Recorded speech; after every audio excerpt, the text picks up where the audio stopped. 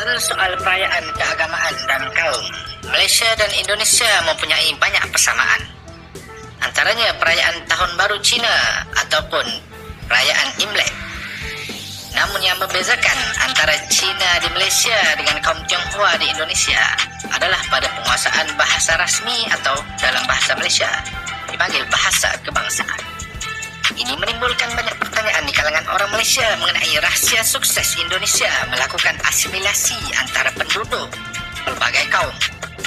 Tidak jarang yang menjadikan Indonesia, khususnya kaum Tionghoa di sana, sebagai contoh keturunan Cina atau Tionghoa yang cintakan negara dan tidak bersikap rasis. Nama saya Johnny Matius, tapi saya biasa dipanggil Johnny Lim.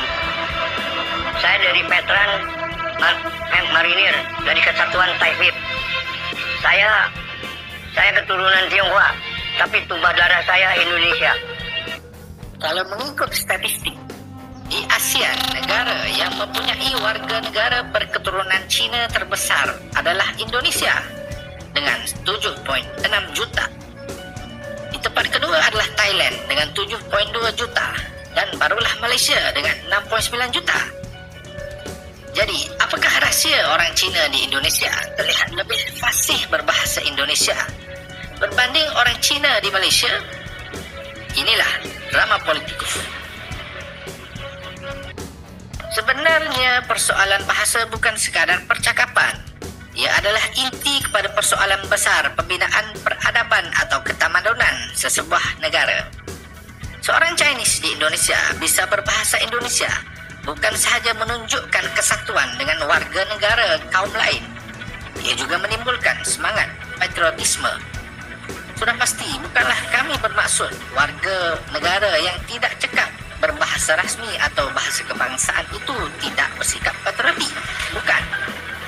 Tapi ia merangsang pembentukan jiwa negara bangsa yang lebih solid.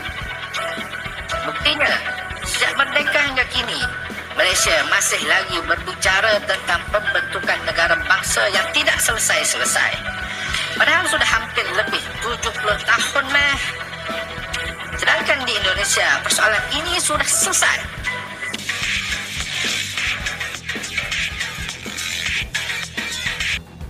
Assalamualaikum warahmatullahi wabarakatuh. Salam Om Swastiastu, Namo Buddhaya, Salam Kebajikan.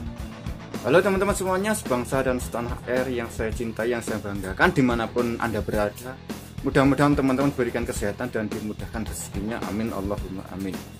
Oke, channel ini atau video ini adalah untuk menambah wawasan kita dan untuk menambah rasa nasionalisme kita, patriotisme kita kepada negara kita Indonesia, dan supaya kita bisa lebih bangga lagi dengan bangsa kita yaitu Indonesia.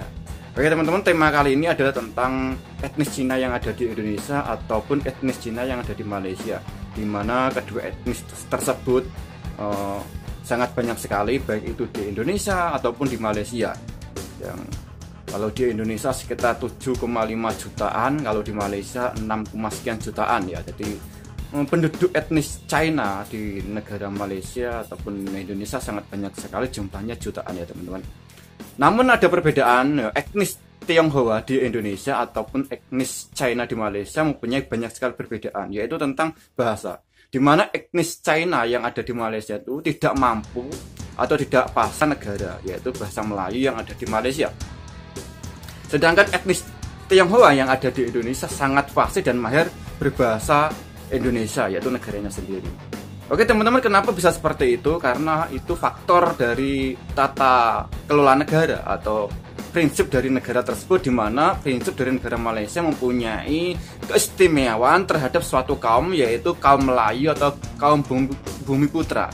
Di mana kaum Bumiputra ini adalah orang yang beragama Islam, yang berbahasa Melayu dan beradat istiadat Melayu. Yang seperti itu dianggap di negara Malaysia adalah etnis Melayu. Sedangkan etnis selain Melayu seperti etnis China ataupun India di Malaysia itu dikategorikan warga kelas 2. Jadi ini berbeda sekali tentunya di Indonesia, di mana negara Indonesia mempunyai prinsip Bhinneka Tunggal Ika, di mana berbeda-beda tetap satu jiwa. Dan Indonesia, Bhinneka Tunggal Ika sendiri maksudnya adalah untuk menyatukan seluruh bangsa, etnis, suku dan agama. Dimana bangsa Indonesia ini banyak sekali etnis, suku, dan bahasa. Dan untuk mencapai keberagaman atau untuk mencapai persatuan Indonesia, maka dibutuhkanlah Bhinneka Tunggal Ika.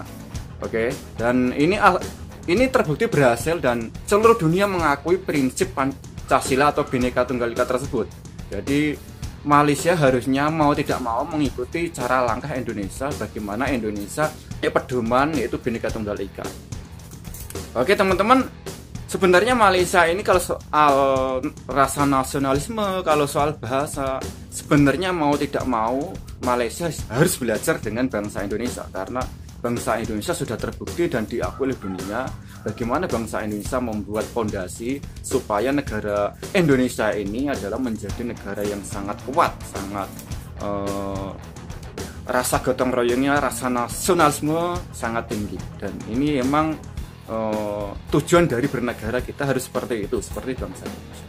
Oke teman-teman, bagaimana menurut teman-teman tentang berita tersebut? Ya, silahkan teman-teman komentar di bawah kolom komentar ya teman-teman. Cukup sekian video dari saya ya, sampai jumpa kembali di video selanjutnya. Wassalamualaikum warahmatullahi wabarakatuh. Salam NKRI.